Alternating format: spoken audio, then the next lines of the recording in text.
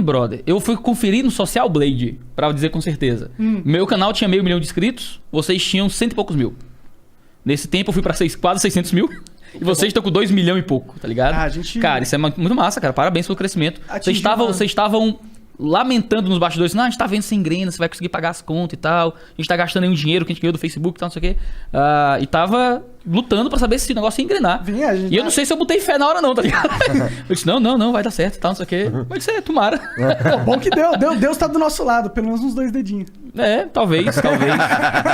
A gente muitas vezes, já vou entrar na teologia aqui, às vezes a gente acha que quando as coisas dão certo é porque Deus tá achando que é certo.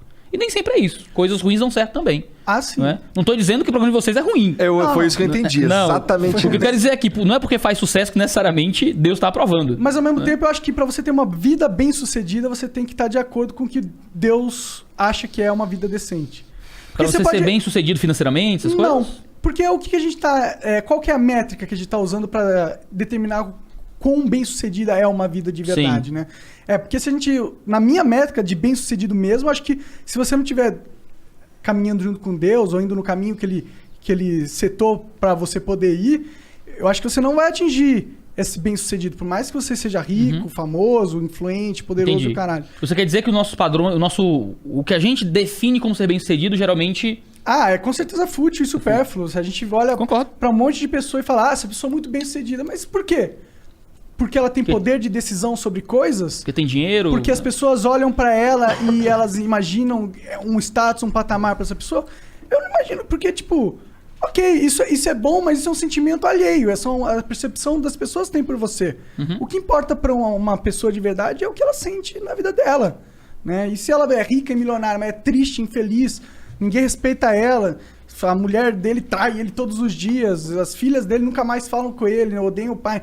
Ele não pode... Todo mundo, tipo... Ninguém é amigo dele. Ninguém compartilha nada. A pessoa não é bem sucedida, tá ligado? Mas ela é rica, né? Não, a gente se apega a muita bobagem e acha que essas coisas vão definir. Geralmente a gente se apega ao que a gente não tem, não é? O dinheiro é um grande fetiche da felicidade porque as pessoas muitas vezes não têm. Né? E acham que quando tiverem, aí sim eu vou encontrar a felicidade. Aí você descobre que não tem pote de ouro no fim do arco-íris. Aí, brother, aí a depressão é pior. O cara chega no topo e países com IDH elevadíssimo tem o maior índice de suicídio do mundo. Verdade. Não é? Porque os caras chegaram lá, tem o dinheiro, posso comprar, posso ter. O que eu faço? E aí? Falta algo. Por que eu tô aqui? Por que eu tô aqui? Essa é a grande pergunta da humanidade no momento que a gente tá vivendo, na minha visão. Agora tu falou uma coisa assim, que é o caminho que Deus setou pra gente, né? Você falou, a gente tá conversando que você disse que Deus é uma energia e tal. Deus é uma lógica, na minha opinião. Como é que é isso? Eu não entendo. Até hoje.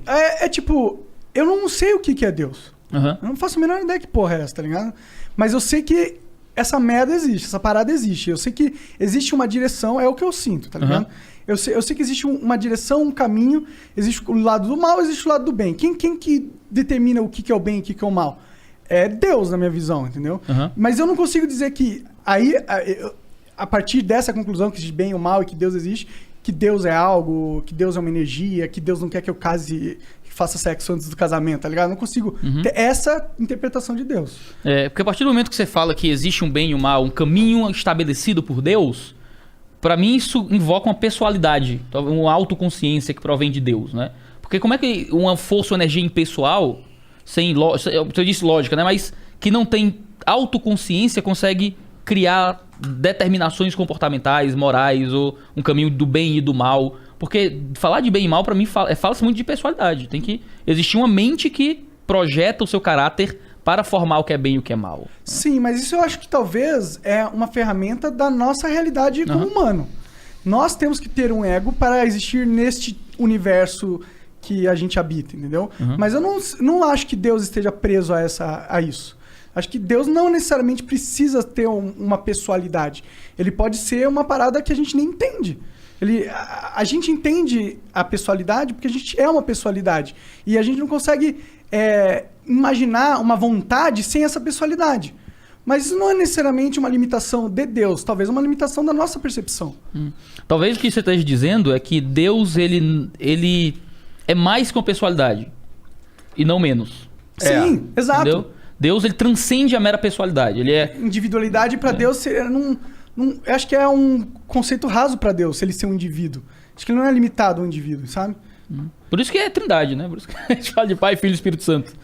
Mas é mais do que isso, né? Se na doutrina cristã, Deus ele se manifesta em três autoconsciências, né? Que é o Deus Pai, Deus Filho e Deus Espírito Santo. É um dos grandes mistérios da teologia, né? Como é que Deus pode ser 3 e 1 ao mesmo tempo e tal. E sei lá, só é o que está escrito. É, né? Porque ele transcende a pessoalidade. É, exatamente. Nota 10 pro Igor. Aí. Então você, na sua percepção, Deus também não é um Deus pessoal? Não, Deus, assim, a ideia é que, uma vez que ele é mais do que uma pessoalidade nesse sentido, Deus é pessoal. Ele é pessoal. Ele também é pessoal. Ele também é pessoal. Ele se manifesta para além das limitações da nossa visão de pessoalidade. Porque o que é um ser pessoal na nossa visão, né? É uma autoconsciência. Eu tenho uma limitação física, eu não posso passar para além do meu próprio corpo. Eu tenho uma limitação histórica de onde eu vivi e tal. E Deus, ele é uma pessoalidade. Quando a gente fala pessoalidade, a linguagem teológica é de uma autoconsciência. Ele é um ser, uma pessoa, é a linguagem tradicional da teologia, que se entende, tem uma autoconsciência, sabe quem é, tem sua própria pessoalidade e personalidade. E isso se manifesta no Pai, no Filho e no Espírito Santo como 3 autoconsciências, como 3 pessoas. E veja, se você fala de um Deus em 3 autoconsciências, em que cada autoconsciência, cada pessoa é totalmente Deus, mas os 3 são totalmente Deus e um está contido no outro, a gente começa a conversar um pouco sobre o que você está dizendo. É um Deus que transcende o nosso conceito, a nossa limitação de pessoalidade. Então, quando eu digo a Deus é uma força, Deus é uma energia ou uma lógica, a sensação que me passa quando eu escuto isso é que Deus é menos que uma pessoalidade. Ele é como se fosse uma energia informe que talvez nem se veja como Deus, nem se perceba como existente, mas que move a gente de alguma direção ou algo parecido. Talvez ele não se... Concordo, Uhum. É meio um pouco essa minha visão. Talvez ele não tenha a nossa percepção de Deus. A gente tem uma percepção... Talvez ele só tá... Deus só esteja existindo e nem sabe que ele criou tudo isso, tá ligado? Uhum. Eu não sei o que é Deus. Essa é a parada. Eu não sei o que é. Pra mim, essa lacuna tá aberta. Ele pode ser esse Deus... pessoal e eu sei que, mas talvez ele não seja, ele precisa ser. Se Deus ele conseguiria encarnar na Terra, eu não acredito que ele conseguiria. Porque a partir do momento que ele se materializasse como um indivíduo, como ele não seria mais Deus. Seria outra parada. Uhum. Um dos grandes mistérios do cristianismo é justamente como é que isso foi possível mesmo. A linguagem que é usada em Paulo, a linguagem que é usada nos evangelhos, é uma linguagem mesmo do absurdo quase, né? De como é que Deus vira homem. Como é que o autor da vida nasce de uma mulher, né? Como é que o verbo eterno tem que aprender a falar? Como é que o incontido entra num corpo? Né? Como é que o autor da vida morre? Sabe? E realmente essa sensação tem que ser gerada na gente. Como é que pode isso? Isso é absurdo, cara. Mas esse é o grande absurdo da mensagem do evangelho. De que a gente tem Deus, um ser pessoal, segundo a visão cristã, segundo a visão judaica, da maioria das religiões monoteístas do mundo, um Deus pessoal, que olha pra gente na nossa miséria, no nosso pecado, nas nossas falhas, e escolhe se tornar como nós para se tornar uma ponte entre nós e ele. Né? Isso é uma mensagem que, sim, é absurdo. Como é que Deus vira gente, cara? Eu não virava gente. Se eu fosse Deus, papoca todo mundo e tal, e vai. Eu não sei, você... Eu entendo. Não, entendeu? Assim, Se fosse eu, que se dane todo mundo, entendeu? Assim. Mas não, tem um Deus que olhou com misericórdia e com amor, entendeu? E que se tornou participante da nossa vida para ser o modelo perfeito que a gente recebe quando crê nele, sabe? Isso é uma coisa maravilhosa dentro da mensagem cristã e da visão cristã das coisas, né? Sim, mas eu acho que aí a gente tem 2 interpretações dessa passagem, dessa mensagem. Você pode ter uma interpretação literal da parada, que é Deus realmente é Jesus, ele se materializou através de Jesus e trouxe o ensinamento dele, ou Deus habita todos os homens e toda vez que a gente nasce, Deus nasce junto com a gente e Jesus, ele simbolizou alguém que nasceu e soube escutar a parte de Deus que nasceu dentro dele. Não que ele seja Deus em si, mas sim que ele seja um avatar daquele que se aproximou, pelo menos na nossa história da humanidade, ao máximo daquilo que está dentro de todos nós. É uma teoria muito bonita. Só que não é o que ele diz acerca dele mesmo nos evangelhos, mas né? é que a interpretação do que ele diz é muito aberta. Não dá pra você... Em algumas coisas, com certeza. Sim. Não é? Quando a gente vai lendo a mensagem dos evangelhos, vai lendo tudo que a gente tem sobre Jesus, né? Que é a Bíblia e alguns relatos históricos um pouco difusos, mas a Bíblia é o principal relato histórico sobre Jesus. A gente encontra um Cristo que fala de si mesmo, não é? Que fala acerca de si, e algumas vezes ele fala parábolas, coisas difíceis de interpretar e tal, mas é isso ou é aquilo, e os teólogos ficam se matando e justificando seus salários, de ficar tentando descobrir o salário, o que é essas coisas, né? Mas a maior parte da mensagem do evangelho é uma coisa muito simples. A maioria das pessoas... o grande problema é a tradução, né? Às vezes você pega a tradução bíblica mó arcaica, mó difícil e tal. Mas a Bíblia foi escrita no Novo Testamento em um grego chamado grego vulgar. É o grego koiné. Não era o grego clássico dos filósofos, era o grego do povo. Então, o Novo Testamento era um livro fácil de ler. Qualquer pessoa entenderia o que estava escrito ali. Claro que tem a barreira de tradução, aí você às vezes pega uma tradução muito arcaica, é difícil. Já existem hoje, muitas traduções são muito fáceis, né? Nova tradução da linguagem de hoje, nova versão transformadora, a mensagem e tal. Alguns parágrafos de traduções que repetem essa facilidade do texto, né? Qualquer pescador, qualquer pessoa letrada, qualquer um que ouvindo a leitura do Novo Testamento, entenderia o que está sendo dito ali. Porque é um texto fácil, simples. Não foi feito para ser um texto cheio de metáforas e coisas obscuras e conteúdos para colocar aqui o texto e fazer e achar a mensagem oculta da Bíblia. Não é nada disso. É uma narrativa muito simples. Um cara nasceu, cresceu, alegava ser Deus, dizia que as profecias do Antigo Testamento eram sobre ele, fez um monte de milagre para provar que ele realmente era divino, morreu, disse que ia ressuscitar, ressuscitou, e 500 pessoas e várias pessoas lá na Galileia testemunharam isso e escreveram dizendo que não, a gente viu isso acontecer, né? E quando colocaram eles diante de uma cruz romana, pô, você nega e diz que é mentira, ou eu te mato, disseram, não, pode me matar porque não é mentira não, né? E morreram por isso. Esse relato apresenta um Jesus que se coloca como o único Filho de Deus, como o enviado do próprio Senhor, não é? E isso é muito diferente daquilo que ele mesmo fala sobre os cristãos, que recebem de Deus quando encontram conversão, ou mesmo da chamada imagem de Deus que está em todos nós, né? Todos nós somos criados à imagem de Deus, o monarca é a imagem de Deus, o Igor é a imagem de Deus, a equipe aqui toda é a imagem de Deus. E essa imagem foi quebrada pelo pecado.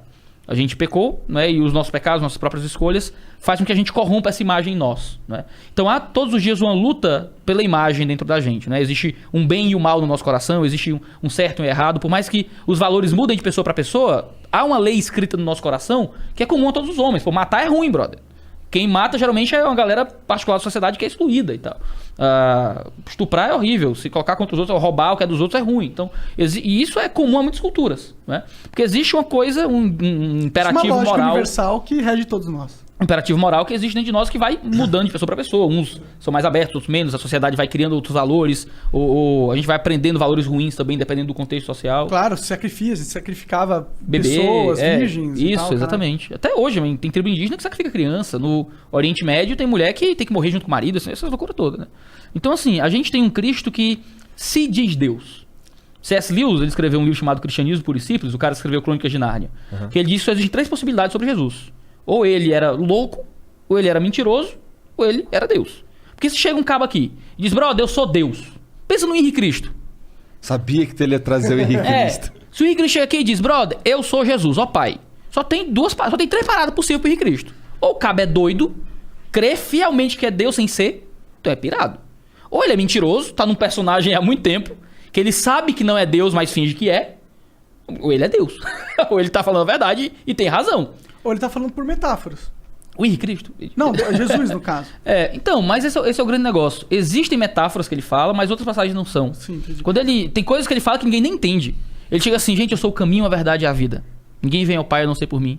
Aí Tomé olha e diz, Senhor, mas a gente sabe nem por onde é que o Senhor tá indo, avalie qual é o caminho. Né? Que história é essa de caminho? Ele vai dizer, Tomé, quem me vê o Pai, sabe? Ele tá o tempo todo explicando com clareza aquilo que ele tá vivendo. Existem muitas coisas, olha, eu amei o mundo, Deus entregou seu filho para morrer pelo mundo. A gente às vezes ouve isso, mas pode ser uma grande metáfora. E geralmente vem quando a gente tá lendo a Bíblia de segunda mão, geralmente. Se tu abre o Novo Testamento, tu lê o que tá escrito ali... Mas e o Velho é muito Testamento? Eu digo esse negócio da metáfora, eu trago muito pra você... Porque eu não sou estudioso, caralho, não sei. Tudo bem. Mas isso é uma interpretação que eu tenho a partir das aulas do Jordan Peterson. Mas ele não está analisando nas aulas dele o Novo Testamento. Ele analisa muito do Antigo, né? o Velho Testamento. E o Velho Testamento, ele é só metáfora. Tipo, a parte da Gênesis, ele é metáfora pura.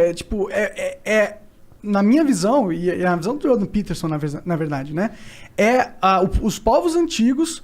com as histórias de milênios que eles colecionavam, eles dando uma interpretação do que eles acreditavam que estava acontecendo na realidade. E aquilo é uma interpretação muito poderosa. Talvez as pessoas que chegaram naquela conclusão eram pessoas muito estudiosas e filósofas, e aquilo, a mensagem contida naquelas parábolas são mensagens muito gigantescas, entendeu? Não são tipo... Tem trechos que são 2 linhas da Bíblia, mas dentro daquelas 2 linhas tem muita sabedoria, entendeu? Por isso que eu acho que a essência desses livros, ele não tá, né? É claro que ele tá nessa parada simples de você educar o povo, e tem muito da Bíblia que era, tipo, não coma camarão, porque o nego tem alergia a camarão, se você comer camarão, provavelmente você vai passar mal, então não coma camarão, camarão é profano, tá escrito na Bíblia, no Velho Testamento, se pá. Sim. Isso é uma característica da Bíblia social, de comportamento humano, mas eu acho que essa parte do fundamento, a parte da Bíblia que tem que tenta explicar a nossa origem, tenta explicar por que a gente está vivo, ela é muito rica, é muito metafórica e não dá pra gente ter uma interpretação conclusiva dela, sabe? Ou com uma conclusão apenas. A grande questão é assim, a Bíblia ela é um livro que compila vários livros, né? O nome Bíblia vem de biblioteca, né? A ideia é que tem 66 livros ali na Bíblia protestante. Então, existem vários gêneros literários na Bíblia. Muitos teólogos vão argumentar, por exemplo, que os primeiros 12 capítulos de Gênesis é literatura poética, né? Há muita poesia e tal.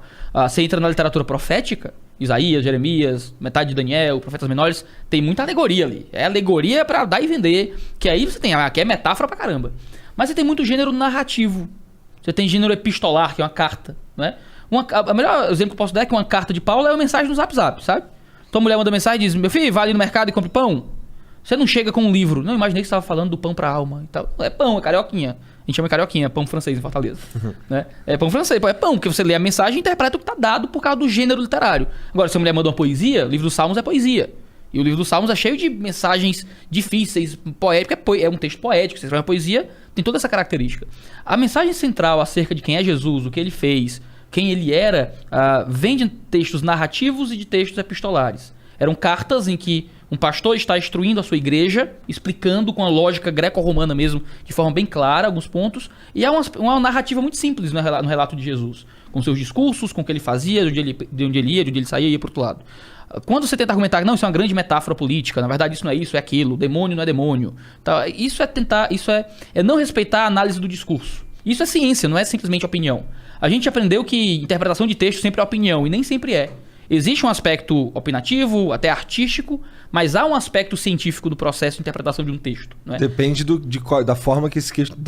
Qual o propósito esse texto foi escrito. Você entende, esse aqui é um texto de gênero profético, você tem um jeito de interpretar. Aqui já entra muito na área da opinião, dependendo do nível da metáfora. Esse é um texto poético, tem outra forma de interpretar. Se Gênesis é poético, então existe toda uma metáfora ali de beleza que você vai encontrar no que está sendo dito. Os evangelhos não são poesia, nem metáfora, nem nada assim. Não são narrativa. Isso é um consenso dos teólogos? Cara, é um consenso.